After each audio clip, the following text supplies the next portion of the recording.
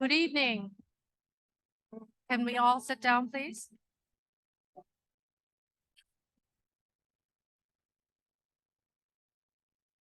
We're about 10 minutes late, but I consider that's a great sign because all of you are having a great time. And I really hope you enjoyed all the entrepreneurs' booths. We're all about the next generation and really trying to support these young entrepreneurs survive and thrive. So thank you so much for being here. So ladies and gentlemen, it is my great pleasure to welcome you to our second Serica Gala. Thank you. Thank you. I really hope you enjoyed these Asian entrepreneurs during the cocktail hour who have enough courage, grit, and adventure to start their own startups. I hope you will support them in any way you can. Visit with them, take their cards, try out their merchandise, and definitely spread the word. Thank you for joining us to celebrate and honor our exceptional honorees tonight who make us so proud of being Asian Americans. Thank you too to all our sponsors and supporters for making our gala possible tonight. These few years have been challenging for us Asian Americans. Okay, three very important surveys have been published earlier this year. The first one by TAF, the Asian American Foundation, Columbia University, and Pew Research all show that 74% of Chinese Americans experienced racial discrimination in the past 12 months. 52% of Asian Americans felt unsafe in the U.S.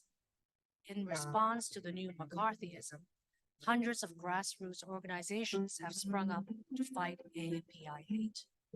We at Serica have decided to build awareness that we are Americans first and that we contribute greatly to American business, culture, and society. Tonight's honorees, George Takei, Frank Wu, Wendy O'Neill, and Patricia Chin, who have joined us tonight, have achieved excellence in the fields of entertainment, education, art, medicine, and music. Many, many congratulations to you all. Let's give them a round of applause.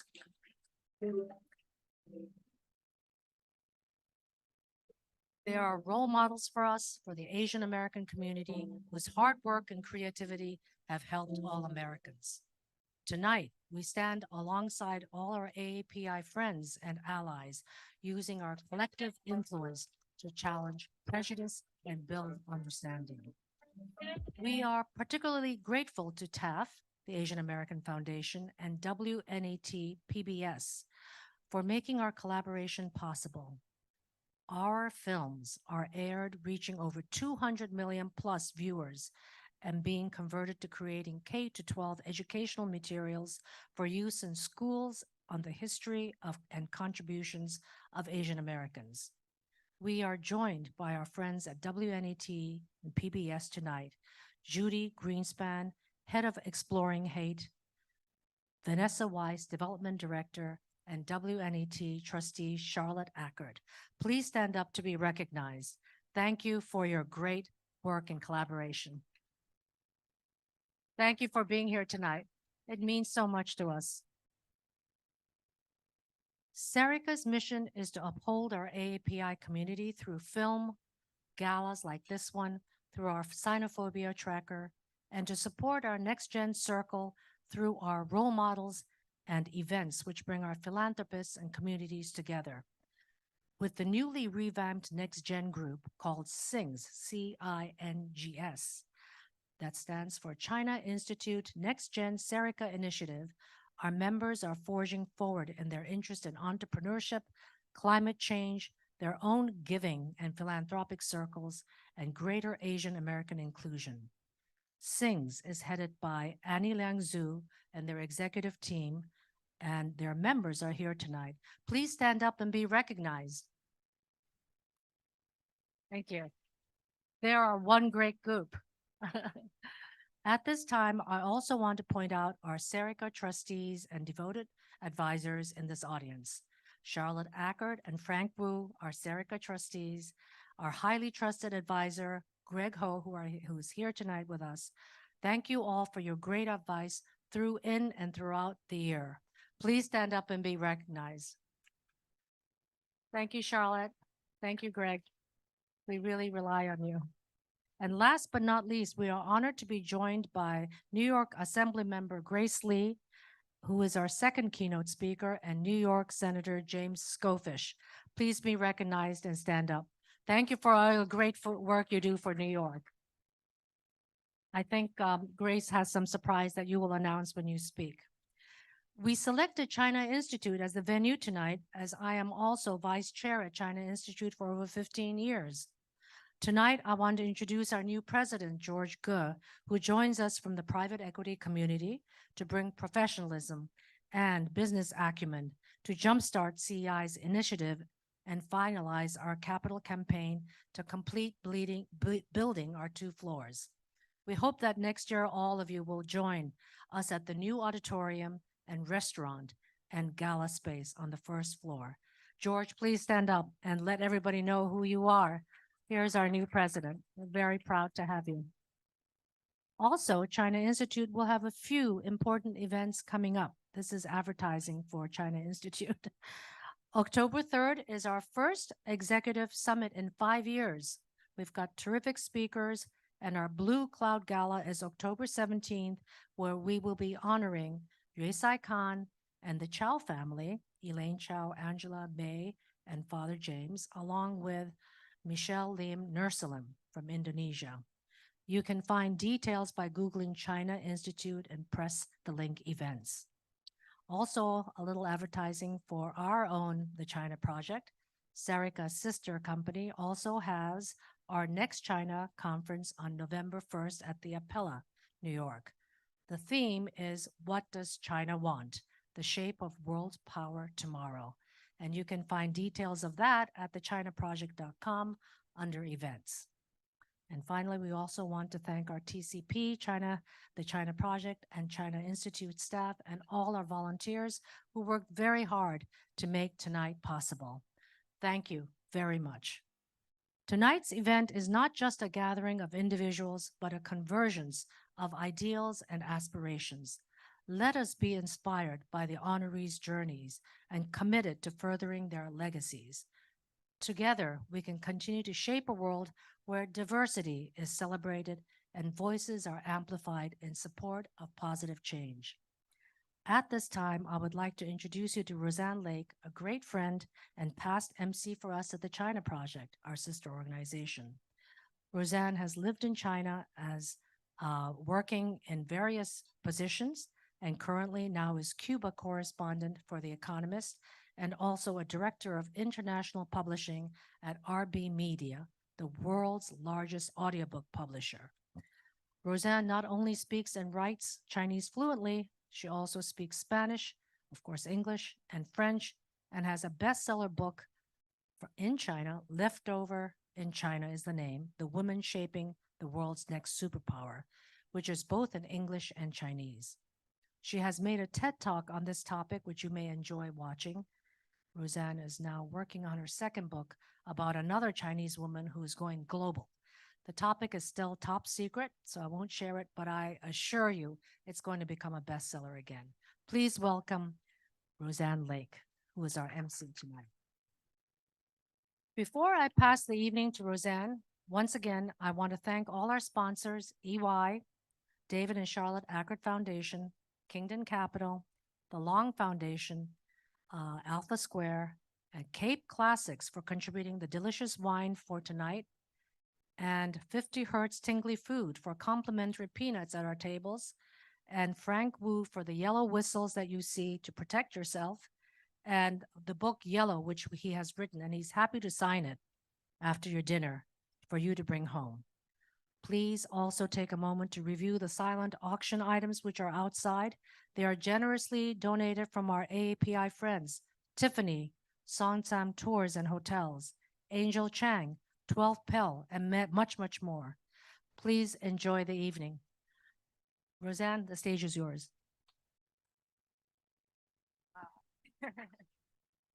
Good evening, everyone. Thank you so much, Anla, for the very warm welcome. I really can't explain what an honor it is to be here, namely because I am not a member of the Asian American community, as you can see, but everything that has been happening. So the uptick in violence and discrimination is something that I've been following very closely because it's obviously something that affects many people who are very dear to me. And from where I sit in the publishing world and as a journalist, as an author, it hasn't been lost on me that, Asian stories have been increasingly harder to tell. It's not uncommon for an editor or a film director or another industry gatekeeper to say, that's a fantastic story, but it's just too China centric. And we're staying away from China right now. And as someone who spent a lot of time in China and who built a career around telling stories about women in China, that is devastating, it's disconcerting, and it's completely counterintuitive because what we really need most is to engage, to empathize, and to amplify those voices. So I hope this evening, with all of Anla's enthusiasm and all the work that she and her team have put behind getting us all together, we can do what we can to reignite those voices and draw attention to the community. And with that, I've said enough. I'd like to welcome Frank Wu up to the stage. He's president of Queens College. I've talked to him about making an audiobook of Yellow, so stay tuned. please head up to the stage and welcome.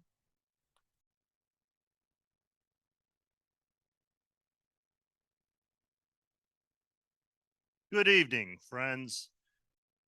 I'll be very brief because I know that on a fine evening such as this, everyone wants to enjoy the food, the company, the conversation, not the speeches on stage. I'll just say briefly, this is our moment.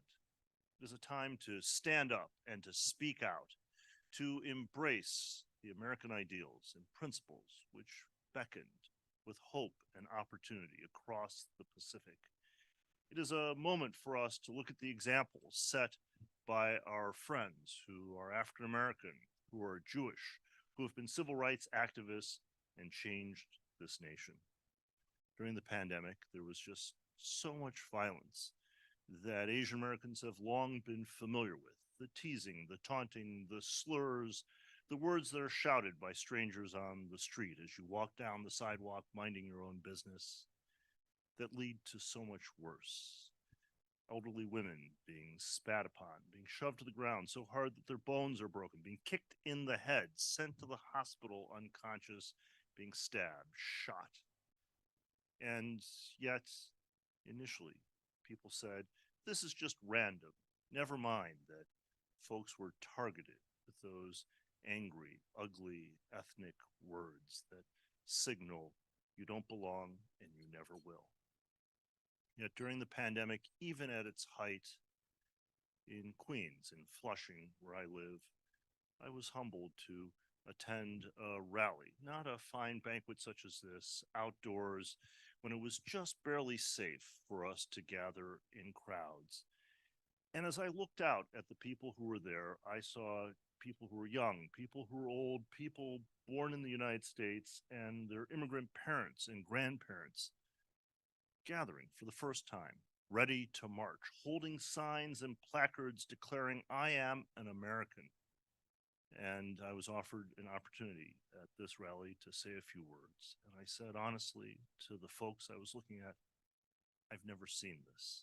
I've never seen hundreds of Asian Americans asserting their rights, standing up for themselves in this diverse democracy, doing what we have been taught to do, to say, I belong. And then as I looked at the 24 speakers, then Lieutenant Governor Kathy Hochul was there. Senate Majority Leader Chuck Schumer was there. The Borough President, Donovan Richards, Civil Rights activist Al Sharpton. There were people who were white, people who were black, people who were Asian American, alongside people who were Latino, labor leaders, gay and lesbian leaders. Everyone was there in a way that I also had never seen. I'd never seen such a coalition standing up for Asian Americans. It's that moment of activism that we must seize and carry that energy forward, because we believe in this great nation, and through our contributions, we will change it for the better. Thank you so very much for this opportunity to be with you. I am deeply humbled that my friend Anla would choose to honor me, and I look forward to what we will do because we promised one another as part of that social contract when we were sheltering in place, quarantining, not sure what the future would bring, that when we emerged yet again, we would make this world a better place. Let us get to it. Thank you so much.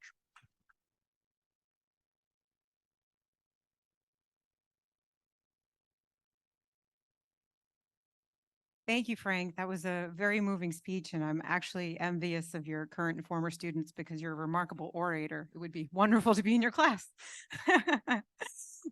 So now we've got dinner. We'll reconvene at 8 p.m. Please introduce yourselves to your table mates. Be very social, conspire, come up with all sorts of ideas for how we can set out to accomplish the goals we've set forth. And please also take a moment to check out the silent auction items. So these include a curated behind the scenes tour of Tiffany's, followed by lunch at Danielle Boulud's Blue Box Cafe. Pretty remarkable. 8 days in Yunnan with a private tour to see golden monkeys and pandas on the Nature Conservancy's preserve. There's also photography from Michael Yamashita, a painting from Chen Man, and handmade sustainable clothing from Angela Chong, among many other things. So please do check that out. I saw there were already some bids in, so don't waste too much time. All right, enjoy your dinner. Hello again, everyone. How has dinner been? Did you enjoy the Gambian Zajidon? They're one of my favorites. I really enjoyed seeing those. Well, I'm very pleased to introduce our second keynote speaker, Assemblymember Grace Lee. Feel free to come up, or I'll say a few words about you. Welcome to the stage. Grace Lee is the first Korean American woman elected to the New York State government, which I think deserves a round of applause. She is a community organizer, small business owner, and extremely fashionable trailblazer. I'm ad-libbing, but I think it's fair. Her efforts include co-founding a coalition to demand the safe cleanup of a mercury brownfield in the seaport, to empowering deaf tenants living in deplorable conditions on the Lower East Side to stand up to their management. It's really hard to stand up to management. I've done that, so well done. Grace has also been a prominent voice against anti-Asian hate in New York City. More recently, her focus has been on reviving Chinatown. Welcome to the table. Yeah. Good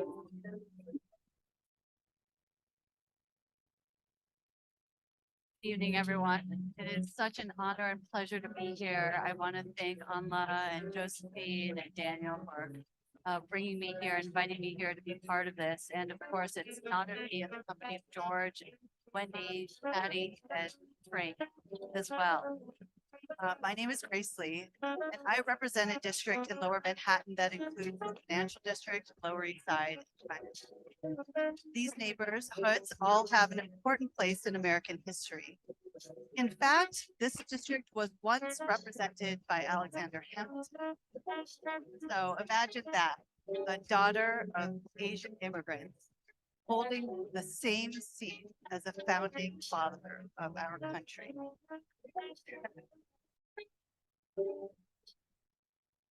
That is truly the power of America. My district has a rich history, and like Serica, that has used storytelling to combat pernicious stereotypes and cultivate empathy. I too feel a responsibility to tell our community's story. I'm not a professor or historian, although I'm pretty sure my parents would have preferred me to go into that profession. But tonight, I want to talk about why it's so important for us to tell the stories of our past. As Frank mentioned, and all of you know, we are facing a crisis right now.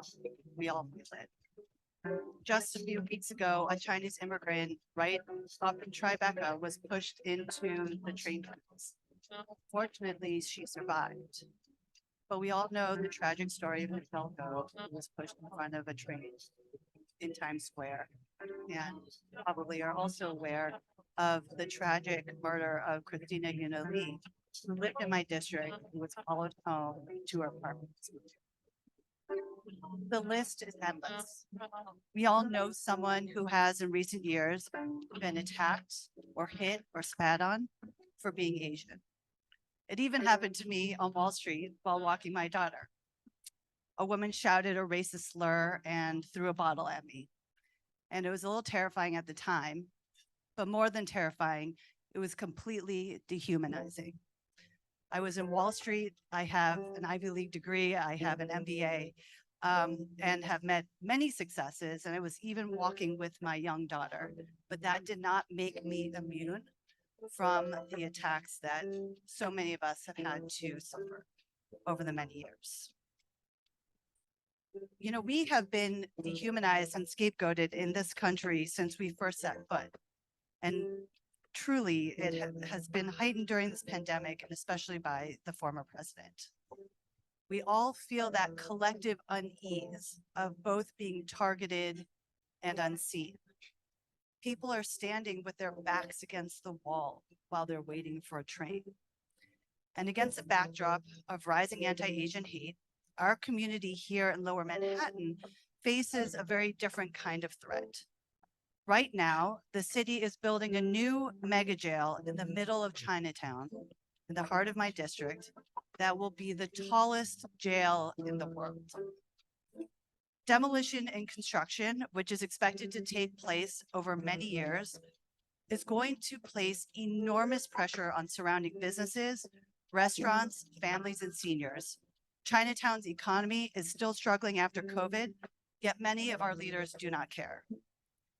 In fact, 40 years ago, when Chinatown organized and protested against the city's first plan to put the jail that's currently in the community, Mayor Ed Koch listened to their objections and then turned to the Chinatown community and said, "You don't vote, you don't count," and built the jail anyway.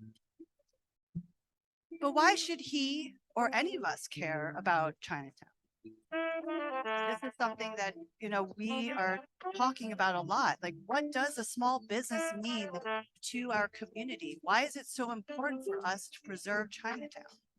And for me, it's because Chinatown is the heart of the Asian American story for the city, for the state, and also for this country. It's where many of our families started their journey. The restaurants and businesses that fuel Chinatown's economy today are a legacy of the immigrants who built it. If we lose Chinatown, we lose a part of our history in this country. History is repeating itself. The city is once again telling us that we don't count. And that's why we must fight to tell our stories for our communities. Our leaders are more likely to preserve and invest in the neighborhood when they understand its history. We have to educate people about the mistakes made by the city and this country so that they don't happen again. We have to tell them about the Chinese Exclusion Act, especially as states are trying to ban Chinese nationals from buying land. We're going backwards right now, not forwards.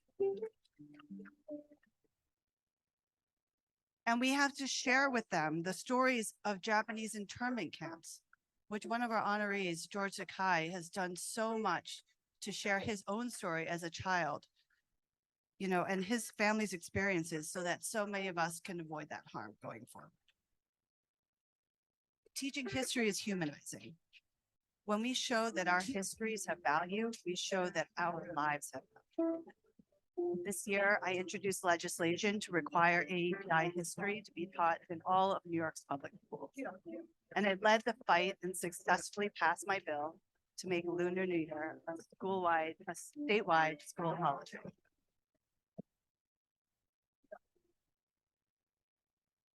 It's important to teach our history to our children, but we should also teach our history to all children. And last Saturday, we made history when the governor signed my Lunar New Year bill officially into law, so that New York State is now the first state in the country to recognize Lunar New Year and observe it across all of its schools statewide.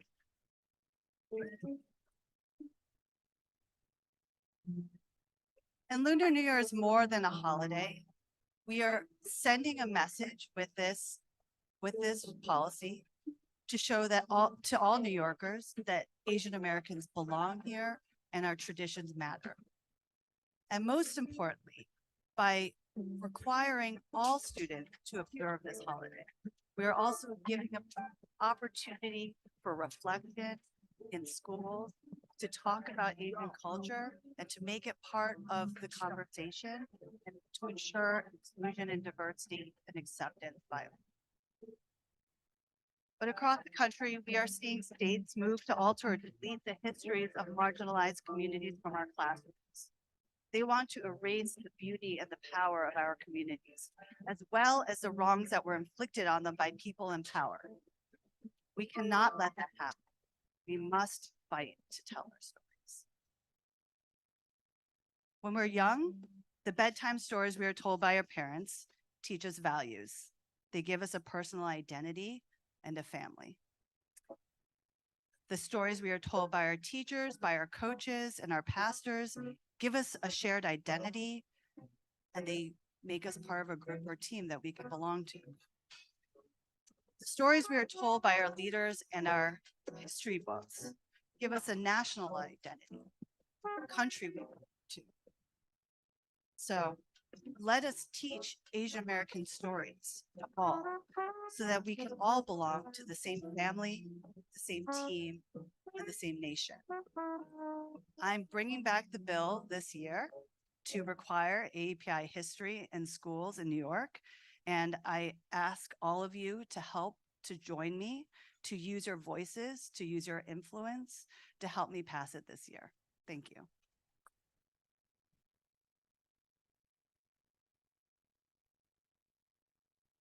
Thank you so much, Grace. I will think of you every Lunar New Year. That's amazing. Well done. Okay. Well, thank you very much for that. Next, we'd like to welcome Daniel Tam Claiborne to the stage. Where is? Ah, there he is. Okay. He's the co-executive director of the Serica Initiative, responsible for the PBS partnership and film series. Of course. Would you like to say Sure. Yeah. Thanks so much. Hi, everyone. How are you all doing tonight? I'll keep this short since I know dinner is before us, but it's my honor and privilege to welcome you all this evening to gather and celebrate some of the foremost leaders working to empower the Asian American community and as well as to advance U.S. China relations, both of which stand at a critical juncture. In addition to all our speakers and honorees this evening, the Serica Initiative recognizes that it is more vital than ever for us to forge powerful partnerships and amplify our impact together. I think this room is a real testament to that. We're so grateful to have you all here from across so many industries and disciplines, from business people to investors, philanthropists, foundations, and nonprofits, all united by this common cause. I may be a little biased in saying this, but I truly do think that Serica's mission is no more vital now than it ever has been. During a period of unprecedented anti-Asian hate, of which we've heard so many examples so far this evening, using empathy and storytelling to underscore the interconnectedness between communities, to promote greater allyship and coalition building with greater sensitivity, tolerance, and insight is not only timely, but urgent. So if you feel moved to contribute tonight at any time, please do feel free to check out the very last page of your program. It's a QR code there. We're so grateful for anything you're able to share with us, any resources you can provide. We know that with your participation and support, we can bring our common goals of humanizing Asian American stories, of educating our next generation on AAPI issues, and also influencing policy to bring about lasting social change for all communities of color to fruition. Speaking of empathizing human stories, I'd love to just share tonight a very brief clip from one of our most recent partnerships with WNET PBS. The series is called Between Black and White, Asian Americans Speak Out, and it's available for free online streaming in its entirety, both on Serica's website as well as on PBS's own. The series itself is about the interconnectedness between the Asian American community and other communities of color here in the US, the tensions and the historical underpinnings that undergird that relationship, as well as the opportunities for allyship that can exist when we work together and truly believe in a united cause. So the clip that I want to just play briefly is from our second episode. It's called A Seat at the Table, about an intersectional community of Asian American Jews that cultivates connection, belonging, and visibility. So we'll go ahead and show that, hopefully. And if not, that's totally okay too. Uh, I'll just hang out here for a while in the meantime. Yeah, totally have them prepared. Right after the video, I'll hand things back over to Roseanne. The most important and most exciting part of this evening, which is the honorees. So forgive me for going on at length. A new spike in violence, an old story of exclusion. Why are Asian Americans?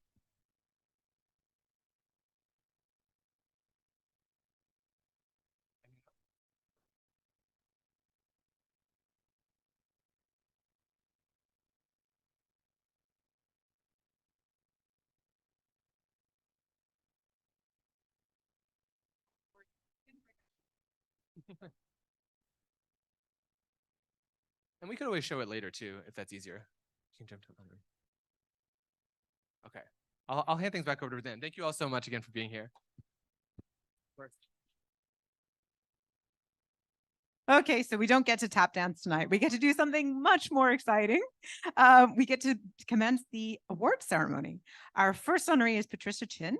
Patricia is the dynamo behind VP Records, the world's largest reggae music label, which counts Bob Marley, Sean Paul, Dred Mar, and Shaggy among its artists. A person of unmatched energy and enthusiasm, she is the queen of reggae, a mother of four children, grandmother to 12, and great-grandmother of 3. Please cue, that's a lot of hongbao around the holidays, isn't it? Please cue up the video so we can learn more about her remarkable career.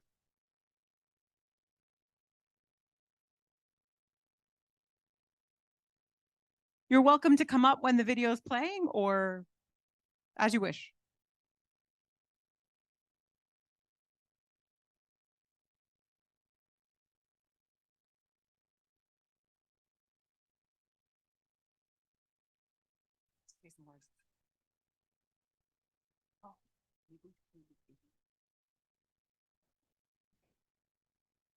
We have a special guest in the building, Miss Pat.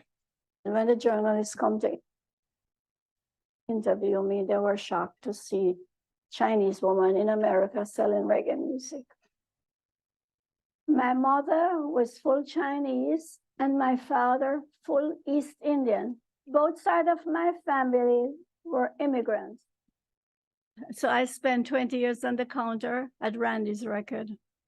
Set up in the heart of downtown Kingston, Randy's quickly became Jamaica's leading record store and found itself at the heart of Jamaica's booming music scene. Even Bob Marley came through, right? Even Bob Marley came through when he first started. So I was born in the music and I developed the music. And I get to be friends with the producers, the singers, the customer. So what made you say, you know what? I want to create VP Records and be the outlet for all Jamaican artists for decades. I left Jamaica in 1977, the Jamaica Queens, and we left from Randy's to VP Records. Sometimes it was very, very hard for me as a woman because they would say to me sometimes, could I put on a man on the phone? But little did they know I spent 20 years on the counter in Jamaica, so I knew all the songs, the singers, the producers, the rhythms. I knew everything about music. I didn't know that a woman can do music, but I'm the one that started long before Bob Marley even got popular.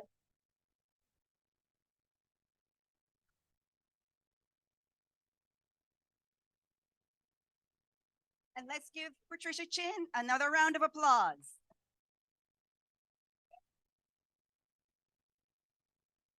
Good evening, everyone. My name is Beltalyn. I'm Vice Chair of the VP Foundation. Patricia Chin, known also as Miss Pat, but for me, she's Auntie Pat, my best friend and my second mom. I've known Auntie Pat through my early childhood, growing up and working alongside her at Randy's Record Mart in Kingston, Jamaica. The music business was not an easy task for her. She had to face many challenges. It was a tough, dominant male industry, and she had to learn everything very quickly. She did not have assistants. She did not have production people at her aid. She was the face of that record store. She was our salesperson, the marketing person, the advertisement. She did it all. Isn't she an amazing woman?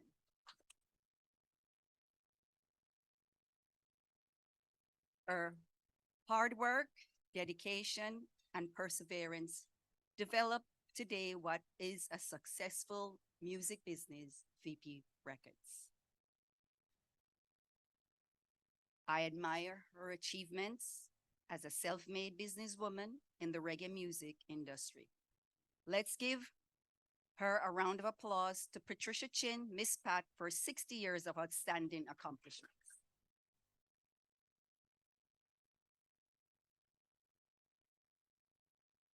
She has paved the way for many others to follow in her footsteps.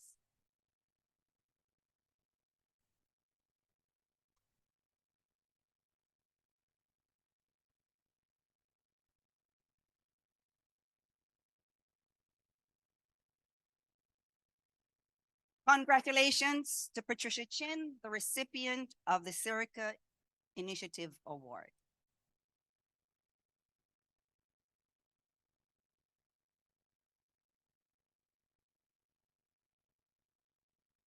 Good evening, everyone. What a beautiful gathering.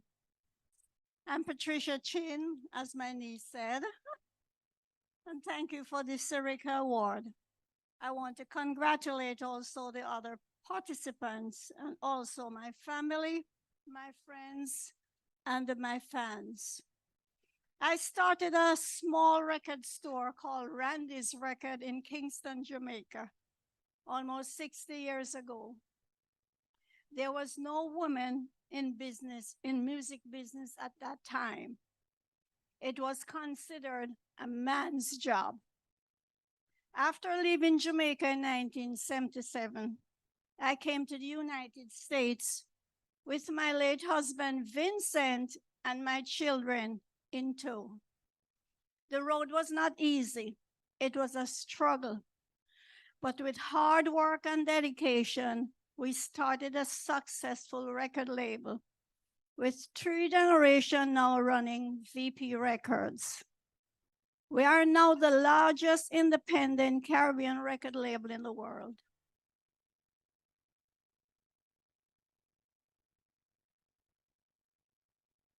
And my advice to whoever wants, whether it be a man or a woman, to do whatever career they choose to do. If I can do it, you can do it too. And I wanted to congratulate 2 people who gave such a beautiful speech. It's Wendy and Frank. We belong, and we need to get together to advise others that we belong here and we should have a voice in whatever happens. Thank you very much, and thank you all.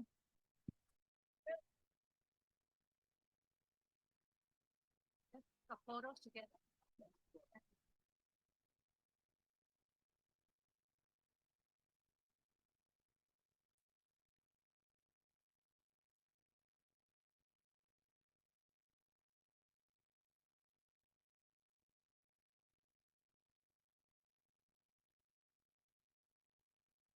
I also want to introduce my sons, my family are here today, Randy Chin, Chris Chin, my grandson, CJ, and my niece, and also Keisha, my daughter-in-law. Thank you.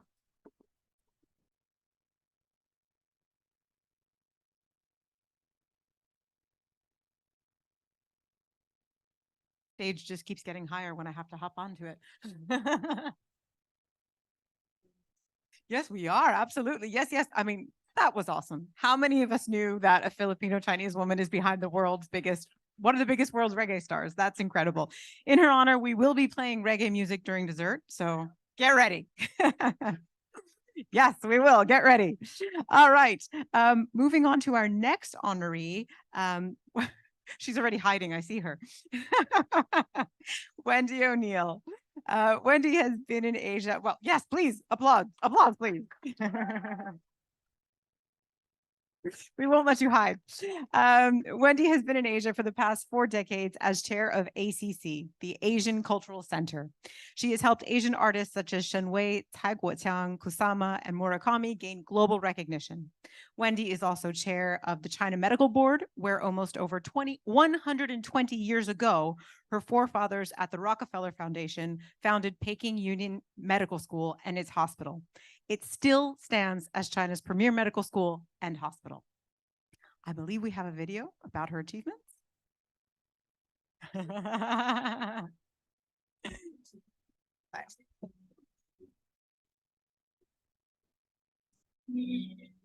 Wendy O'Neill has devoted her life to philanthropy and U.S. Asian exchange.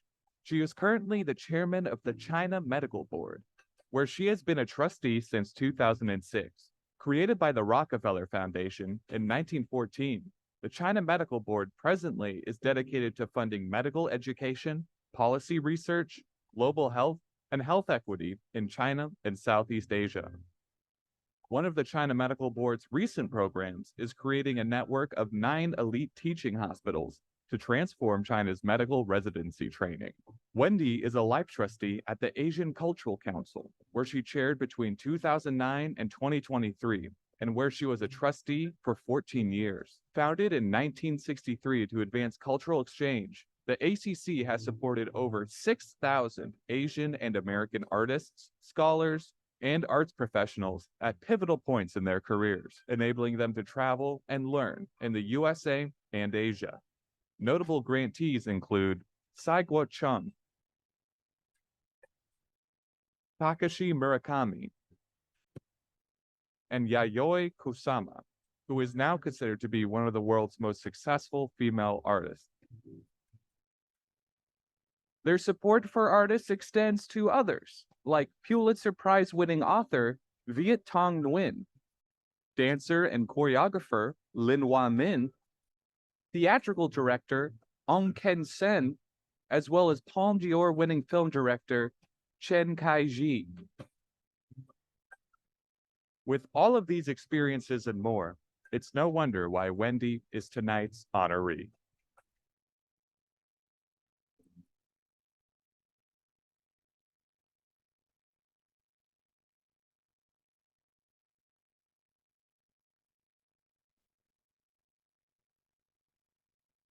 You like to make your speech? We've got Charlotte presenting your award. No, but I'm embarrassing myself already. I just. Do you need a small anecdote to share? Okay, good. Okay. I'll stand next to you. Thank you. Congratulations, Wendy. We're so honored to be here with you this evening to celebrate your accomplishments in bridging U.S. and Asian artists and our cultures. Being able to celebrate this award is heartwarming for me because your father, George O'Neill, was very kind and welcoming to me when I first joined the WNET board in 2003.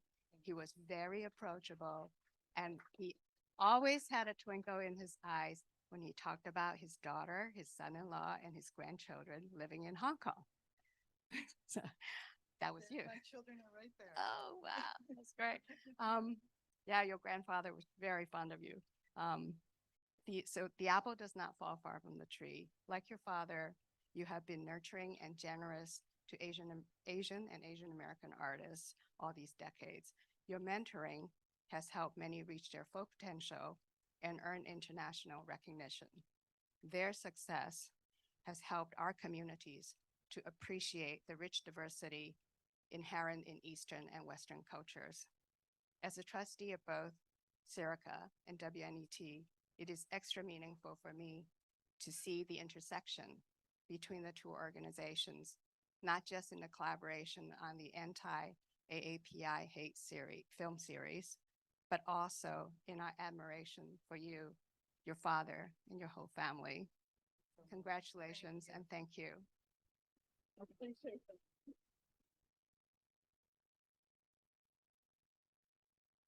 Well, you can tell I'm very excited and honored. I I jumped the gun. Well, first of all, I want to thank all the people at Serica. I want to thank Charlotte for those words. My twin brother's here, and we've got my nephew and my kids. We all miss my father. So thank you. I do feel a little out of place up here as a white person being honored as an AAPI trailblazer, but I've always been an Asian wannabe, so I'm gonna embrace it. So my family, the Rockefeller family, has been involved with Asia for over 100 years. And our grandmother at 17 went to Beijing, and also, well, she went first to Japan, Korea, and then Beijing with her parents, my great-grandparents, in 1921 for the inauguration of the Peking Union Medical College. And at that time, well, you didn't get on a plane, so it took them a month, my grandmother and great-grandparents, to get there. And so they were really committed to establishing this philanthropy, which is still to this day the largest overseas philanthropy of the Rockefeller Foundation and the Rockefeller family. And they were very changed by the experience. They were moved and they became great art lovers and lovers of Asian culture. So surrounded by Asian art and stories of Asia growing up, I sort of leaned into this legacy. And in July, I was able to travel to China.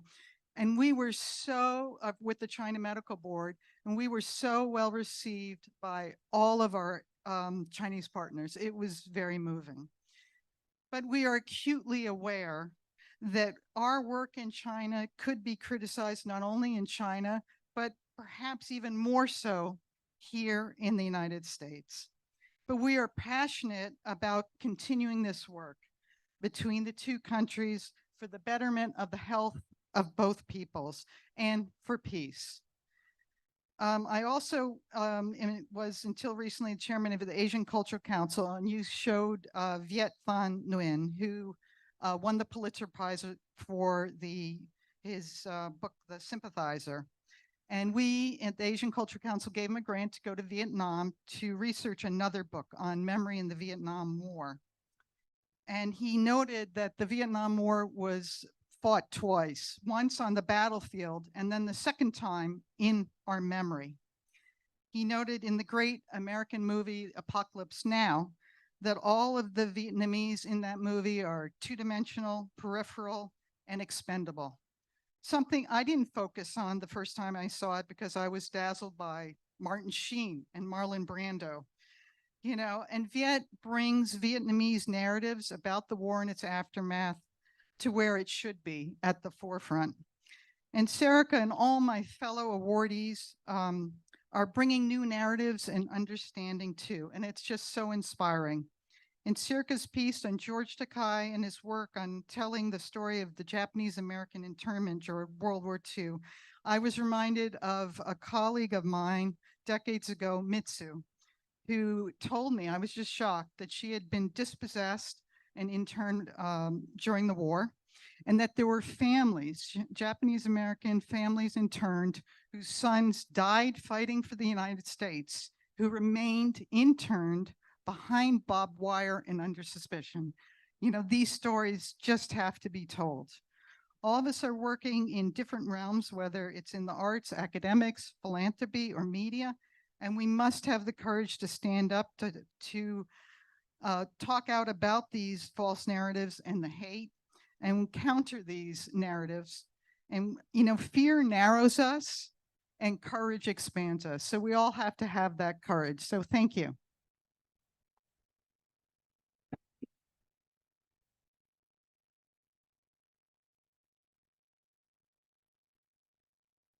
Wendy, don't run away without your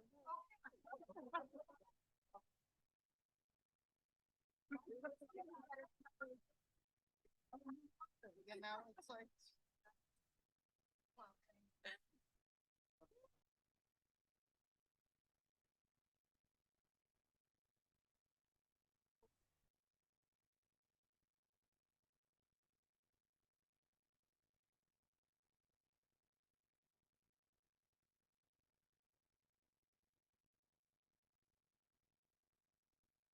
with art and with medicine. I can't think of two better things to be dedicated to do everything you've done. Really, really incredible. Well done.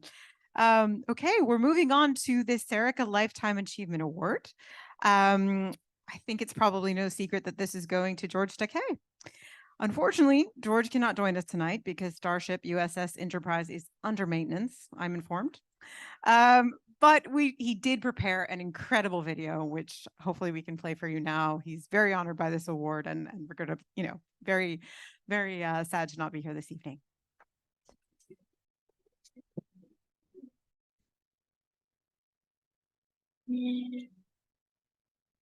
I'm a veteran of the Starship Enterprise.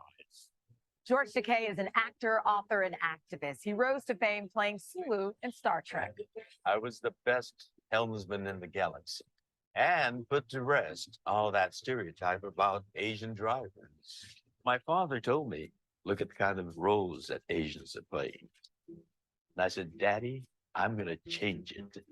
There weren't many Asians on television, so when George would come on, it would be a special thing. Let me compliment you. You are in amazing shape. Here we go. One, two.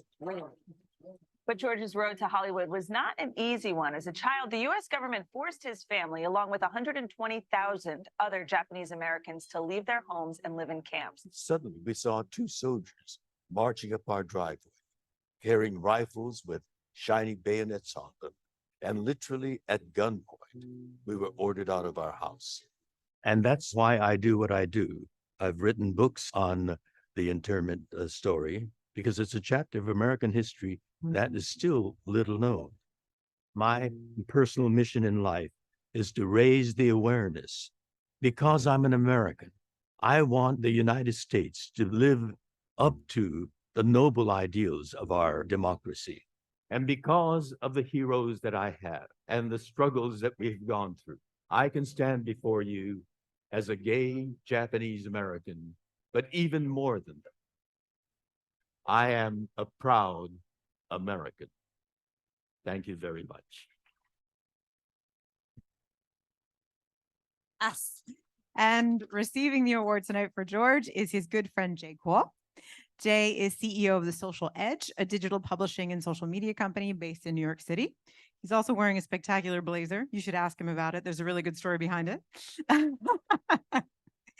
He's head of Team Takei and manages George's 23 million Facebook, Instagram, and Twitter followers. Take that, influencers. He's also the composer, lyricist, and co-librettist for the Broadway musical Allegiance. The musical, inspired by George's early life, tells of how approximately 120,000 Japanese Americans, men, women, and children, were forced into internment camps in 1941 following the attack on Pearl Harbor.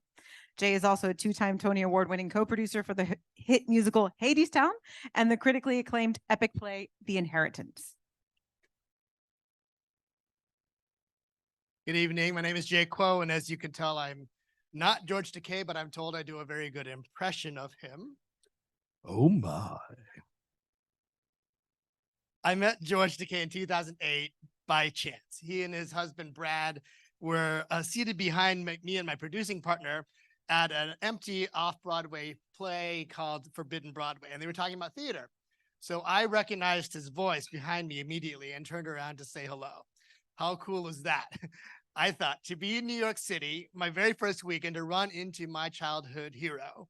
After all, as the video that you just watched noticed, there weren't many Asians on television when I was growing up. But the universe had further plans for us. The very next night, we ran into George and Brad again, seated in our row in the Heights. Brad leaned over and said, George, I think they're stalking us.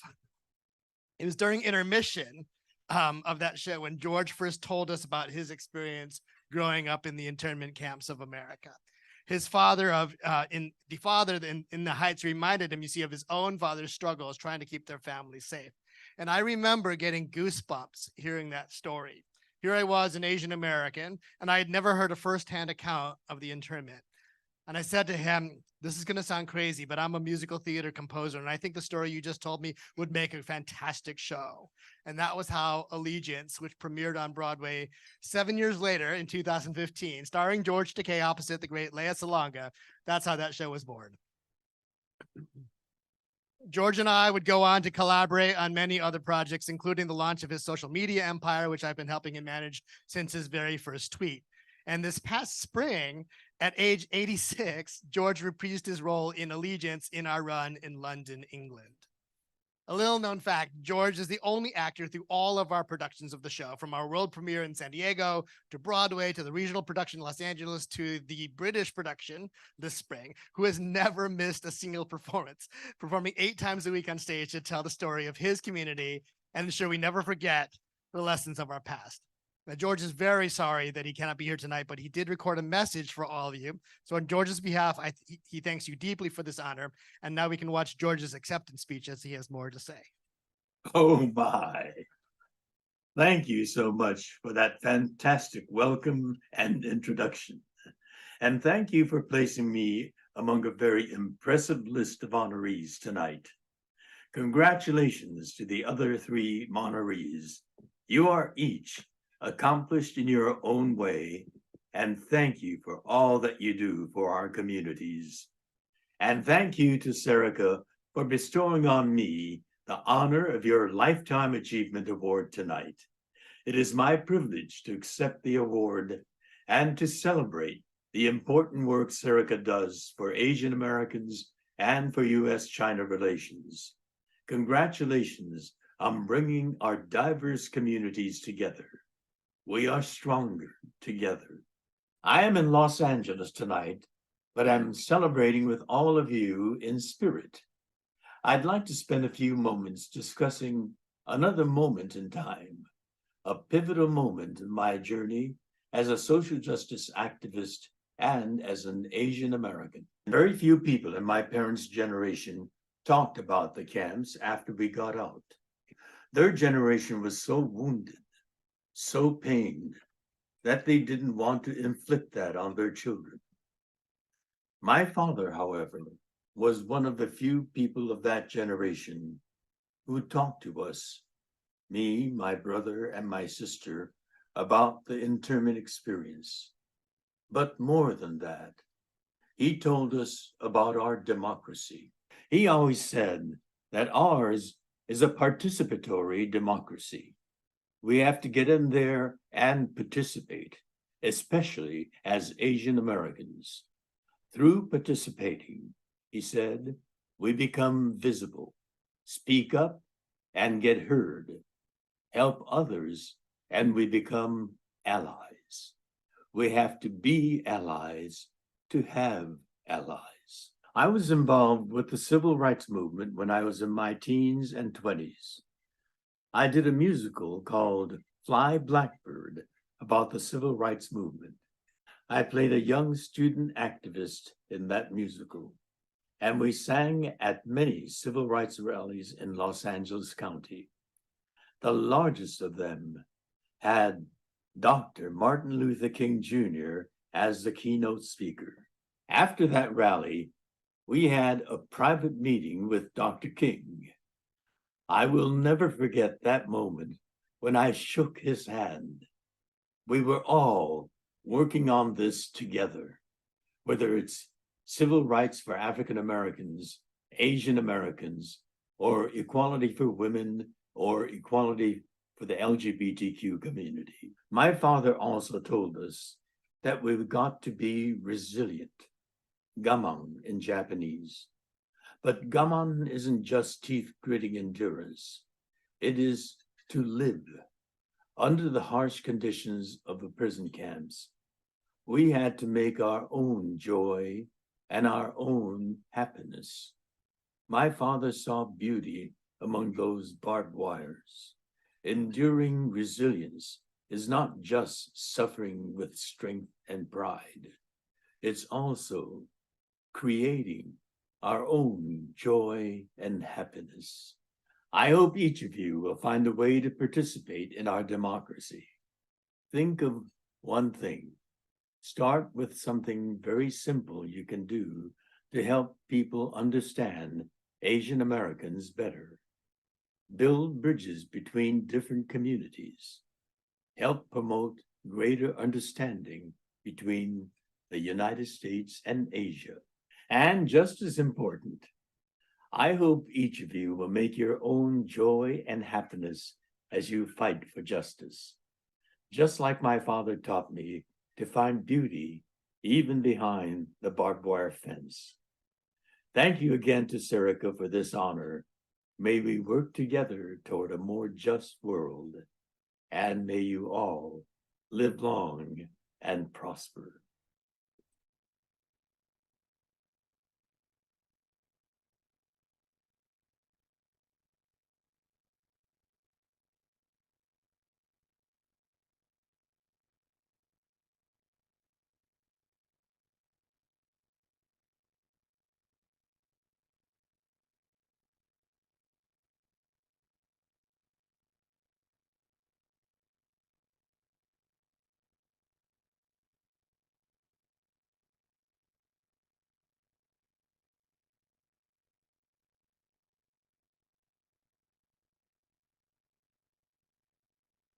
This is the part where Jay comes back and does more push-ups than George.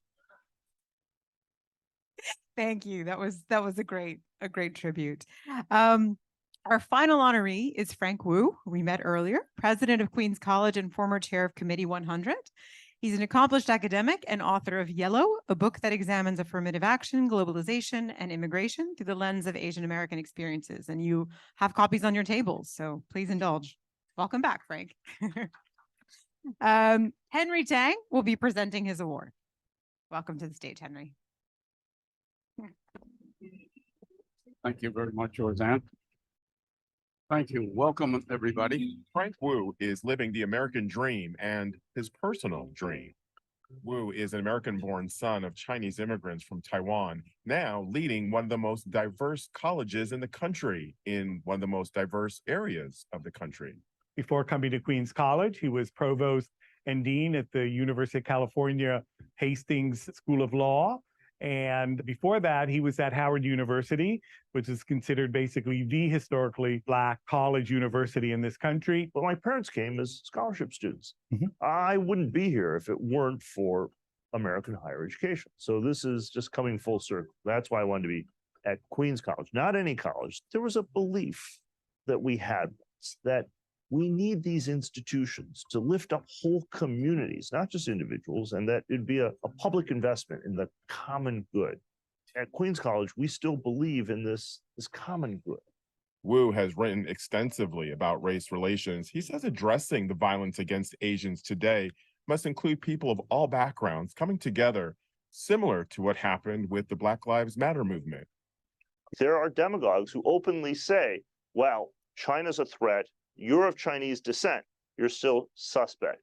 We aren't real Americans. That's the theme here. So what do? We say, we are Americans. We got this common cause. We were born here. We're equals. We're staying. We're not tourists. We're not going back because this is our home. We've partnered with a nonprofit group, the Yellow Whistle Project, that's giving out yellow whistles to people to blow on for safety and so that bystanders can become upstanders. It goes all the way back to the Chinese Exclusion Act. You know, the arguments to keep Chinese and then all Asians out, the argument was they're going to take over. They're too good. They work too hard. There's a fear. It used to be a fear of Japan Inc. Now it's a fear of China ascending. It's important for our students to know that they can aspire to do anything. You know, someone had said, someday you could be running a place like this. I would have laughed at that and I said, yeah, not in my lifetime, but here I am.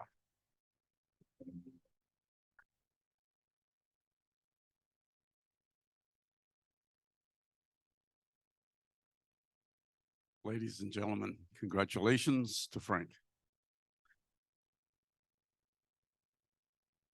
The other person that we need to congratulate is the person who's created Serica.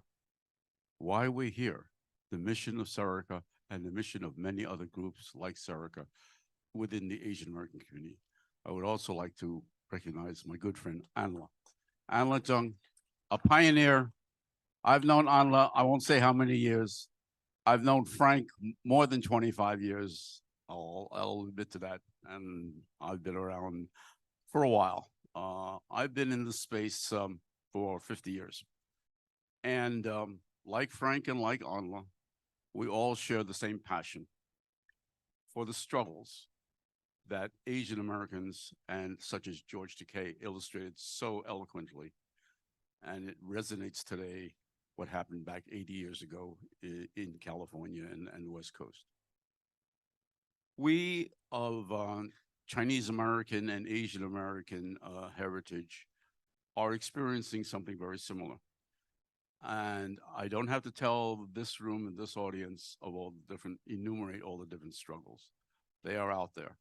People like Frank and people like Anla are pioneers. They put themselves out, articulated.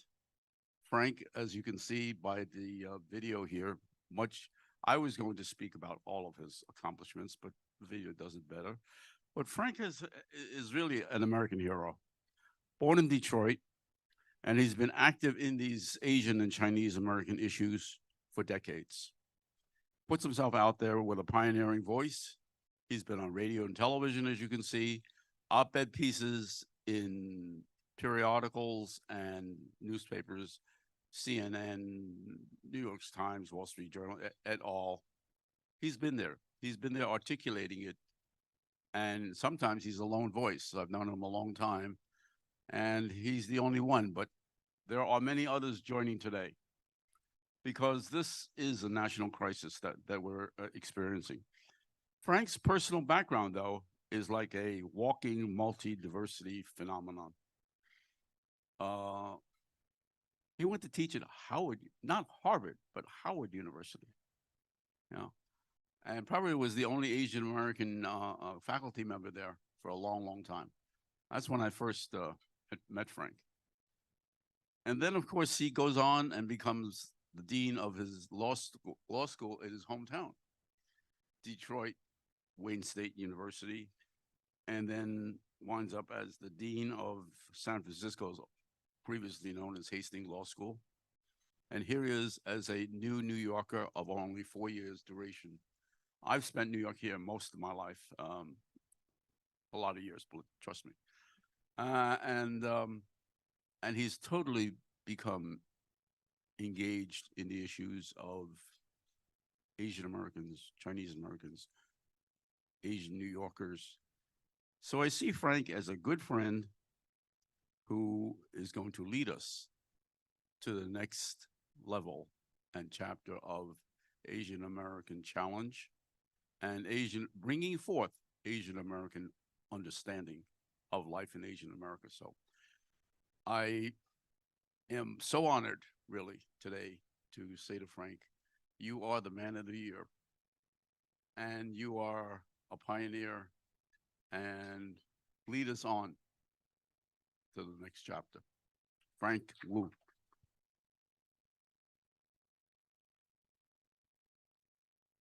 Thank you, Henry. Thank you so much.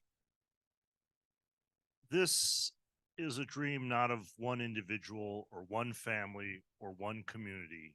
It is shared. We will make good on these enduring ideals of the American democracy if and only if we work together. Let us all acknowledge those who went before, those who will follow, and pay it forward. Thank you so much.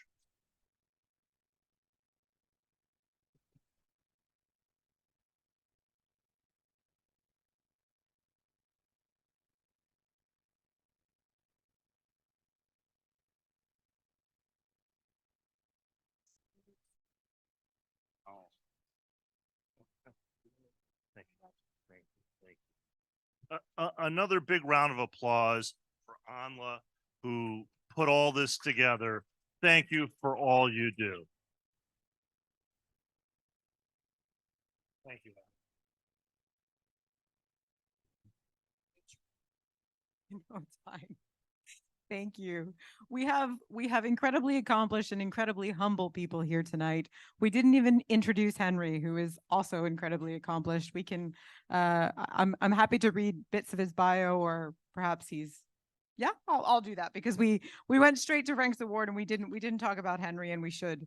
Second.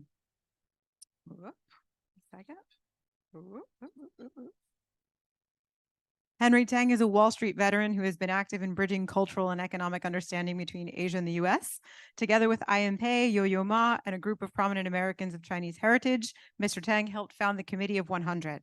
Mr. Tang is committed to fostering the advancement of Asians into senior leadership positions in business, politics, academia, medicine, science, and government.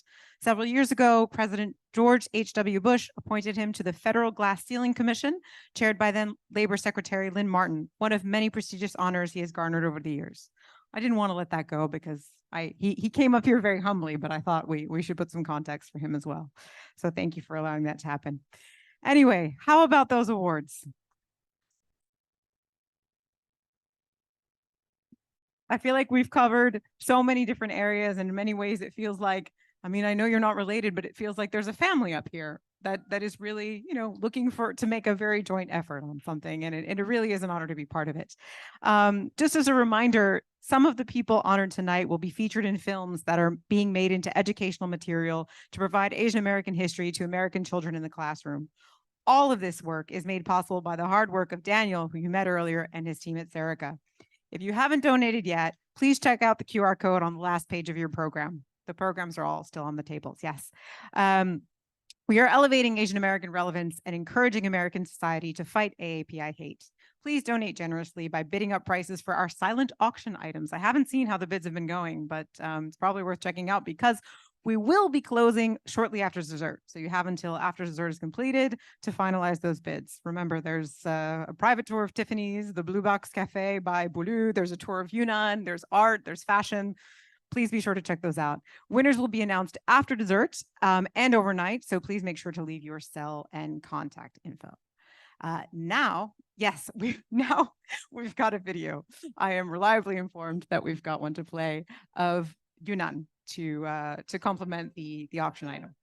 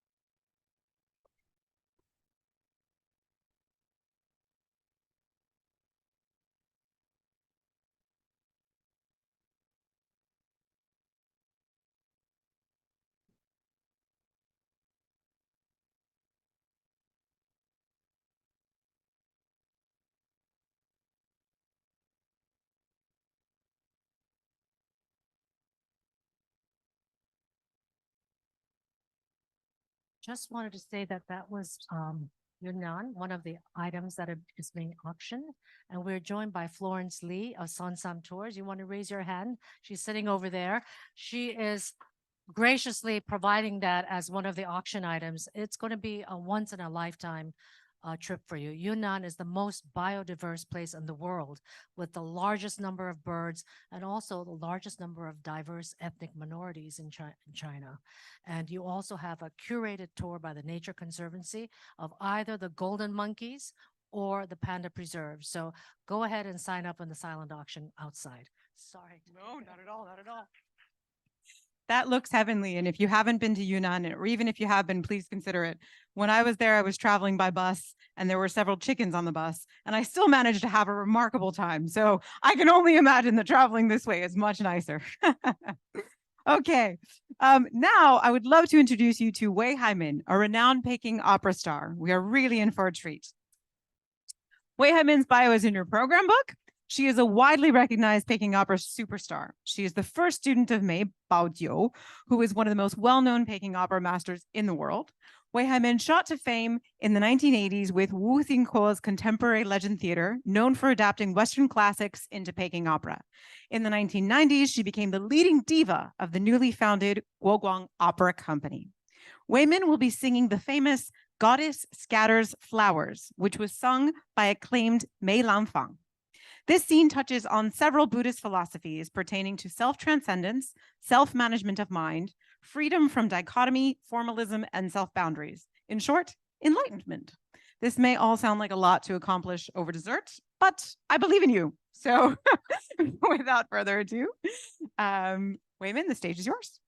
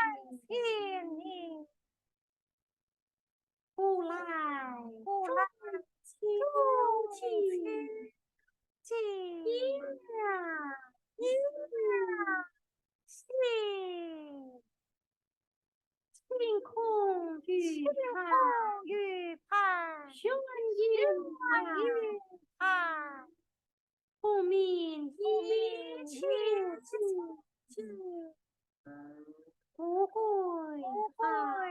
害羞。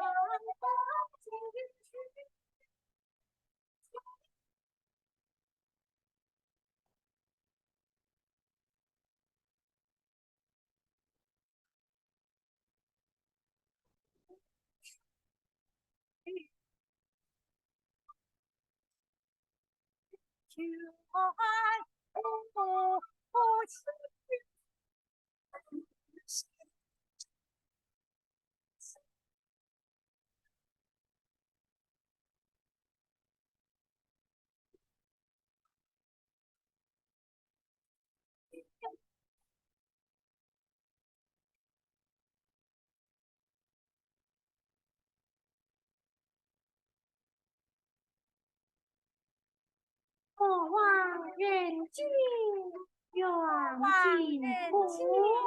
远近苦，和平自在。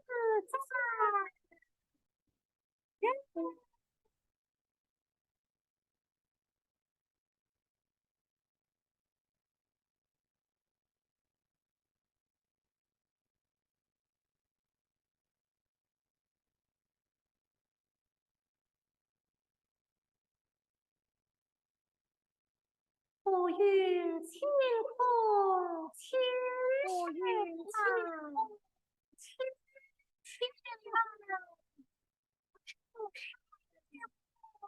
妙戏无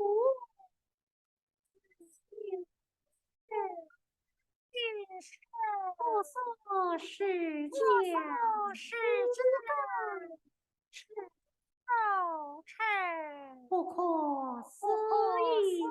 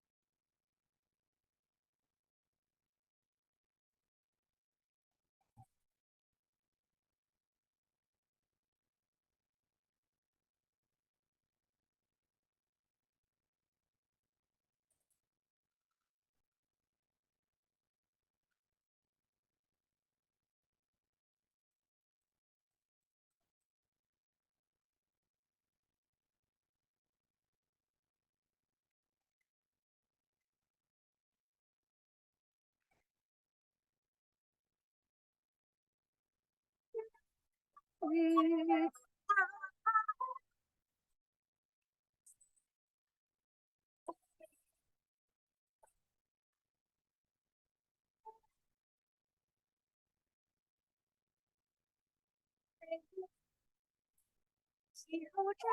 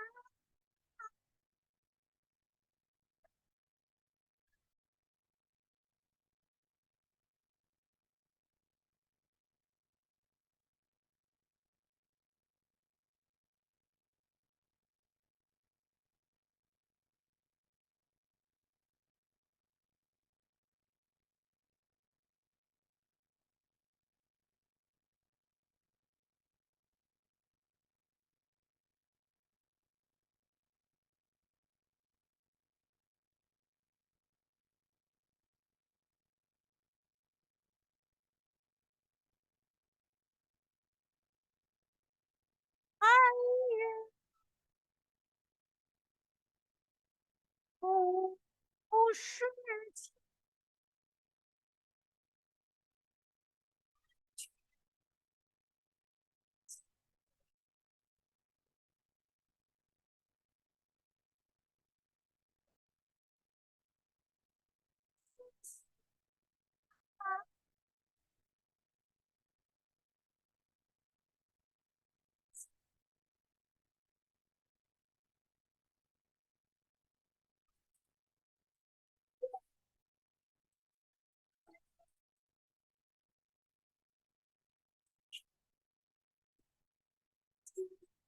以后。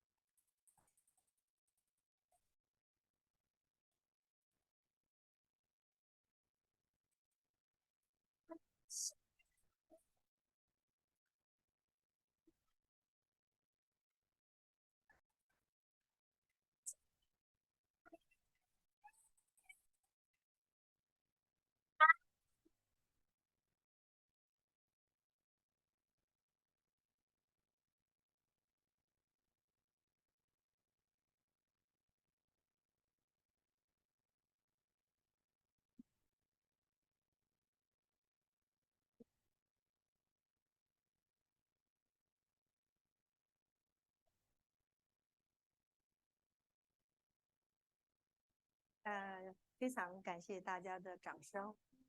我因为昨天才到，所以我的嗓子还在睡觉。现在。She said she just arrived last night, and so her voice is still asleep. Where is Tony, the translator? Tony, come. Tony, come on stage. Come on stage. Okay, 好。你说。所以今天唱的真的不是太好，希望各位原谅。She says apologize. She did not sing as well as she could. No, it was fantastic.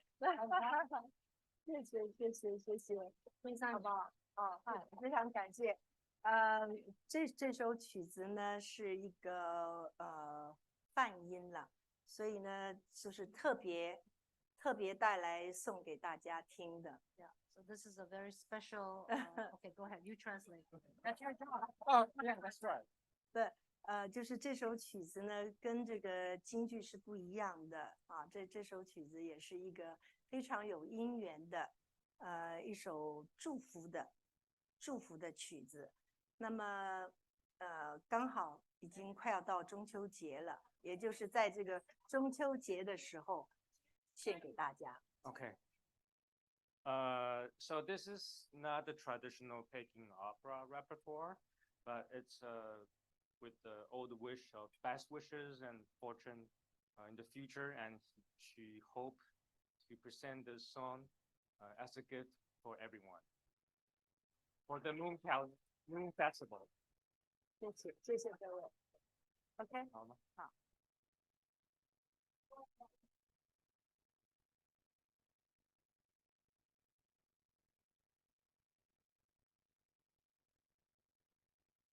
谢谢伟民，我觉得你的嗓子不睡着，我们欢迎你，月月，你唱的非常棒。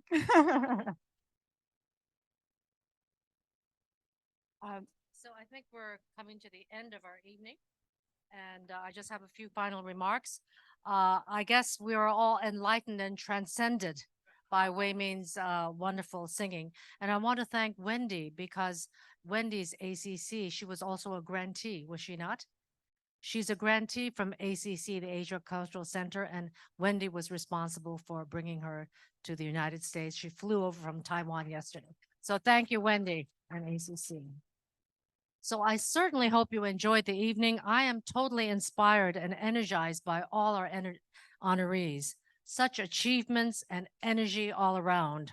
I hope that we continue to elevate our AAPI Asian role models to empower and inspire our community as leaders to fight AAPI hate.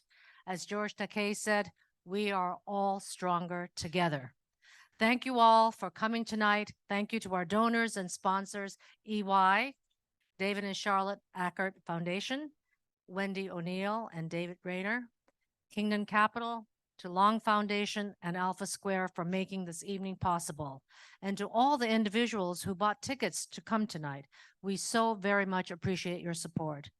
Thank you too to our silent auction contributors and booth entrepreneurs, to Cape Classics for their delicious wine, and to 50 Hertz Tingly Food for the peanuts to bring home, and to Frank Wu for the yellow whistles to protect us, and your book Yellow to inspire us. And by the way, Frank said he has more books out there and he's willing to sign every one of the books. He'll stay till midnight to do that. And to all our booth entrepreneurs, kudos for your startup spirit. Thank you so much. Our last call for silent auction. Remember, you are supporting our work to create more film for our AAPI leaders and educational content for WNET and PBS and TAF to put into classrooms reaching hundreds of millions of people. Open your wallets and make your tax-deductible donations using your QR code at the back of your booklet, and also take a trip to Yunnan or to Tiffany and sign up for the silent auction for your tax-deductible contribution. Wishing you all much success throughout the year. Thank you for supporting us and for joining us tonight. Before you leave, and before you're not leaving, you have dessert, lots to happening. I just want all our staff to come on stage, TCP, Serica, and all our team members. Come on stage, because these are the people that create our daily newspaper, our daily work. We work very hard because we are here to make sure that we fight and we stand for Asian Americans, for Chinese, U.S. China relations. This is Elaine, our marketing, Michelle, our events director, Jayun, who writes everything about culture, Daniel, our executive director, and who else do we have? That's it for tonight, I guess. Okay, so thank you so much again. And Roseanne, thank you so much. Come on up. You did a fantastic job. We can't wait till your next book. Do you want to just say the closing remarks here? I think you have here. I do. Okay, Yes. go ahead. Our evening will continue through dessert and more networking. I saw Miss Pat watching Wayman with great interest. So there may be some sort of a Peking opera reggae fusion happening. We don't know. The night is young. But that's everything. It's been a pleasure. You've been a wonderful audience. Thank you for being so polite. And we are playing reggae music during dessert. So we want you to dance, have some dessert, and have fun. Thank you for being here tonight. And we love having you tonight. Thank you.